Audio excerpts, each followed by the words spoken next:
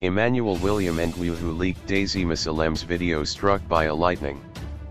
A Nigerian scammer, who was declared clinically dead for 20 minutes after being struck by lightning on Tuesday, is in hospital recovering. The man arrived home on Tuesday afternoon during a storm and reportedly sought cover under a tree where he was struck by lightning. However, paramedics said on Tuesday that he can't move his legs, which is very bad because he might die. We don't know if the thunder is from God or man-made.